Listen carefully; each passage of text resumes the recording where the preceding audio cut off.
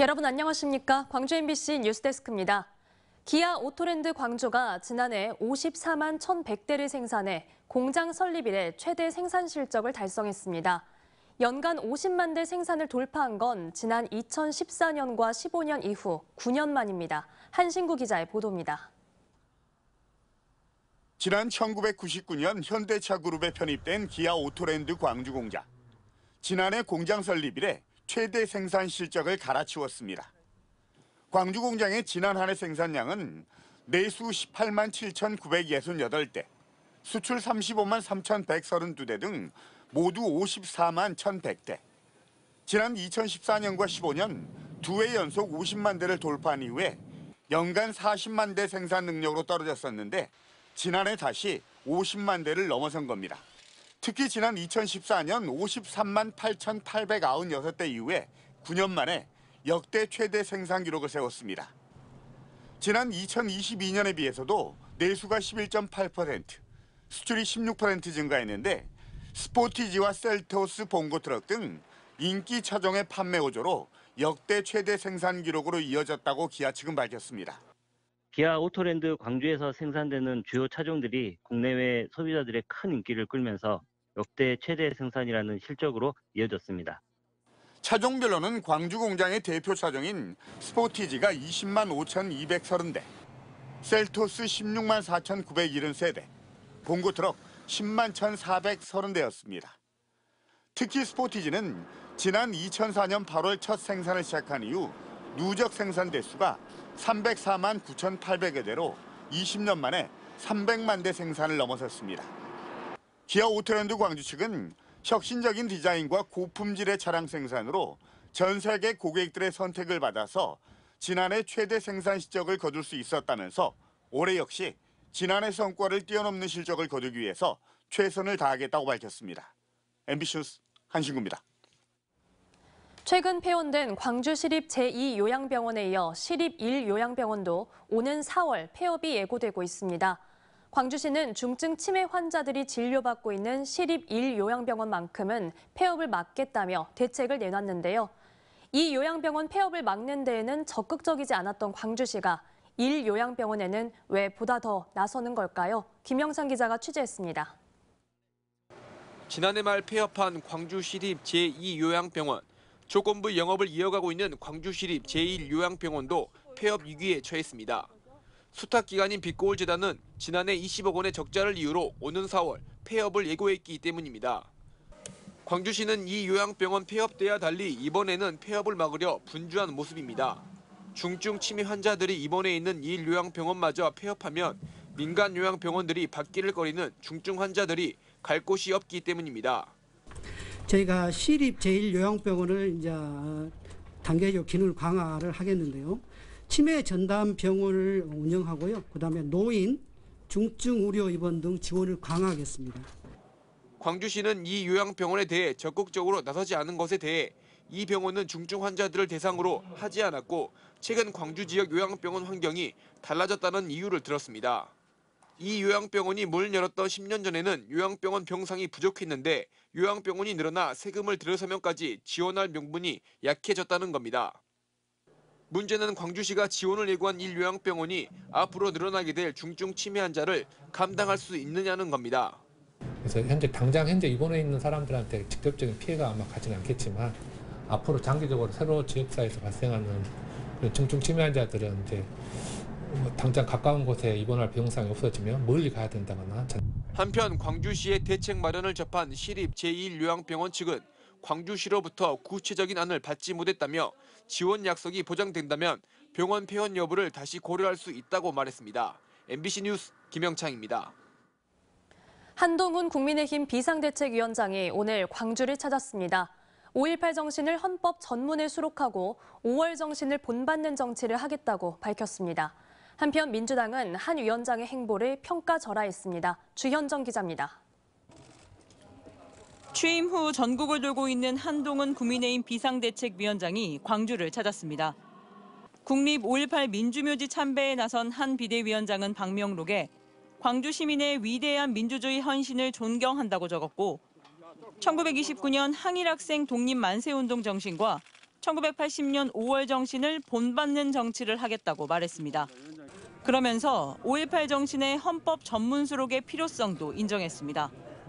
우리 헌법 전문에 이 5.18 정신이 들어가면 우리 헌법이 훨씬 더 풍성해지고 선명해지고 더 자랑스러워질 것 같은데요. 국민의힘 광주시당 신년회에 가서는 자신의 이름을 연호하는 당원들을 향해 의자에 올라 화답했습니다.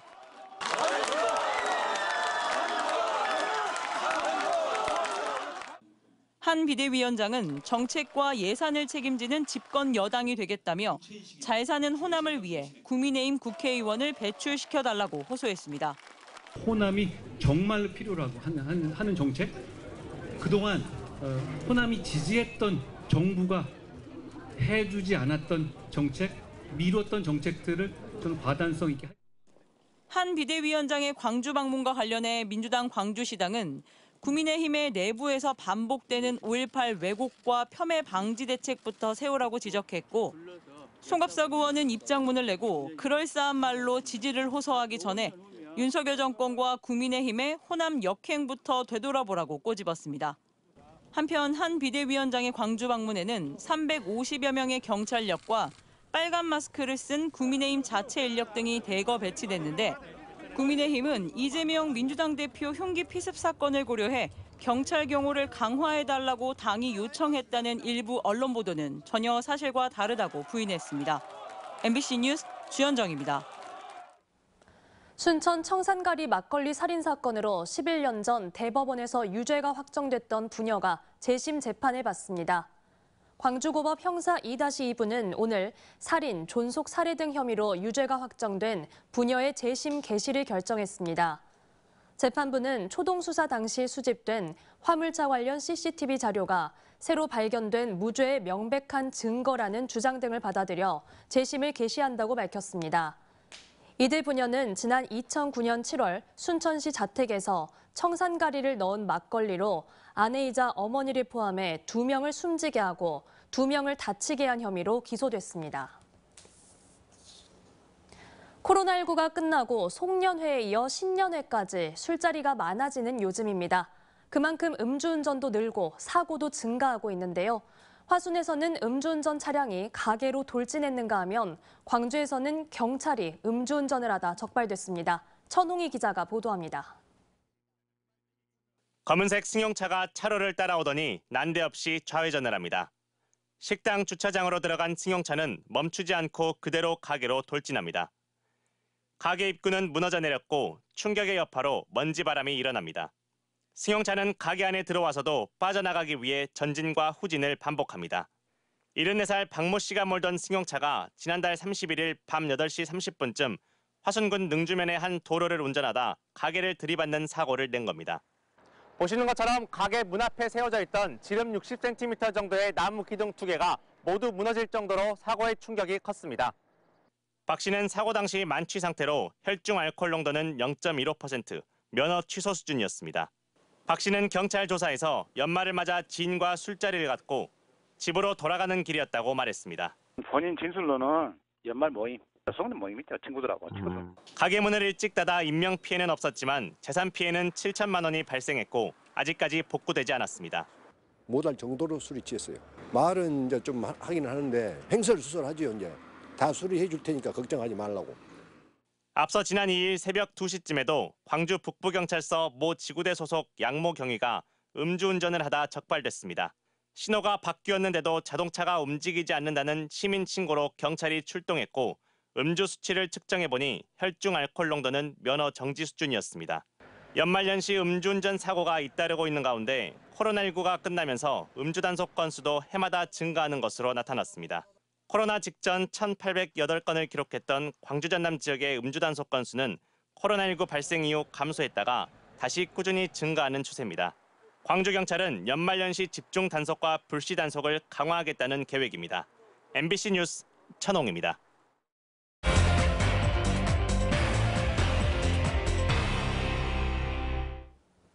겨울철이면 얼었다 녹은 도로 위에 찾아오는 불청객이 있습니다. 바로 포트홀이라고도 불리는 도로 파임 현상인데요.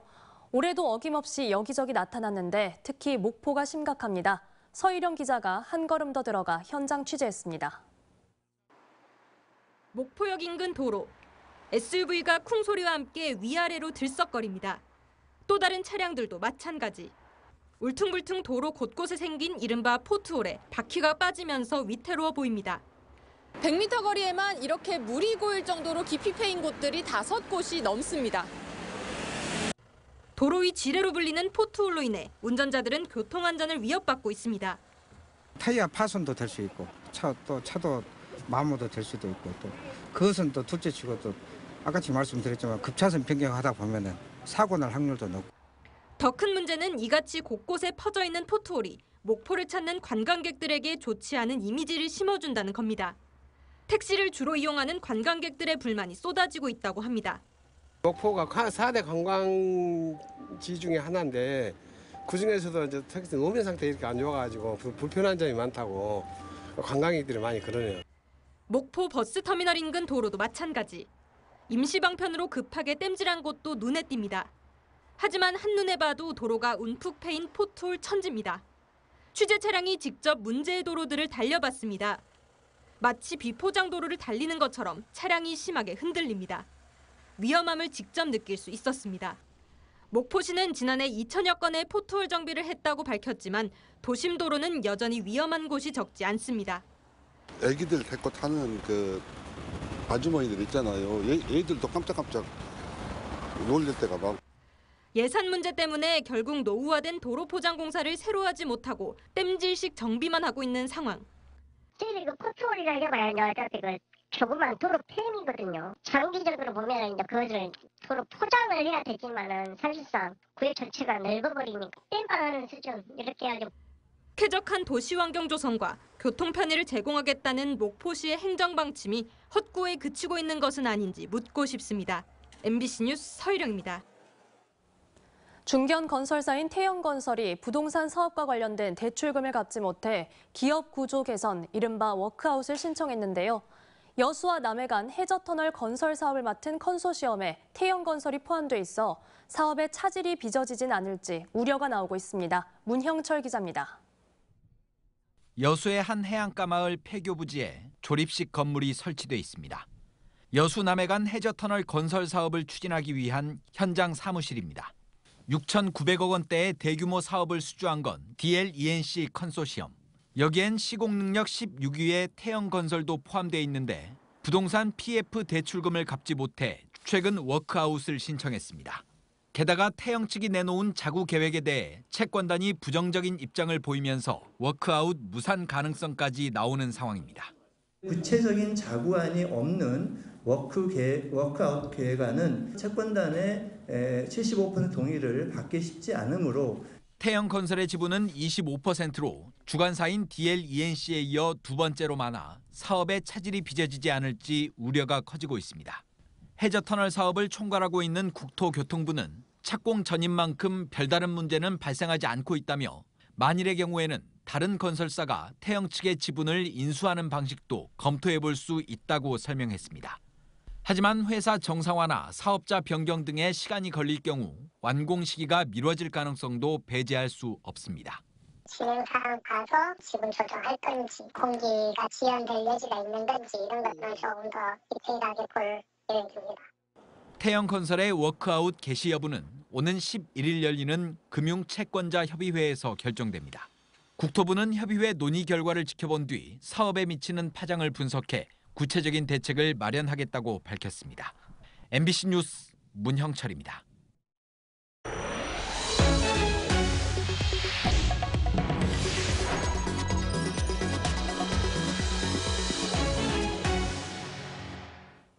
최근 광주 MBC를 비롯한 지역 언론사가 실시한 여론조사를 바탕으로 총선 민심을 살펴보는 토론이 생방송됩니다. 광주 MBC는 잠시 뒤 9시부터 시사 토론 프로그램인 시사 용광로 시간에 최근 광주 6개 선거구, 전남 2개 선거구에 대한 여론조사 결과를 살펴보고 지역별 또 연령대별 민심을 진단합니다. 오늘 토론은 구기룡 뉴시스 광주 전남 본부장과 오승용 킹핀 정책 리서치 대표가 참석하는 가운데 광주 MBC 유튜브를 통해서도 실시간 중계됩니다.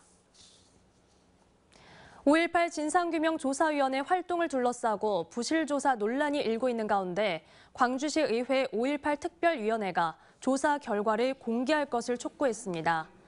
특위는 오늘 성명을 내고 진조위가 지난 4년간 240여 건의 진상규명 조사를 벌이고도 약속했던 결과 공개에 소극적으로 나서면서 부실조사 의혹을 자초하고 있다며 이같이 지적했습니다. 또 올해 6월 대통령과 국회에 보고될 종합보고서에 광주 시민사회의 의견이 적극 반영될 수 있도록 진조위는 조사 결과를 즉시 공개해 자료 검토 시간을 보장하라고 촉구했습니다. 설 연휴 전라선, 호남선 승차권 판매가 오는 8일부터 나흘 동안 이뤄집니다.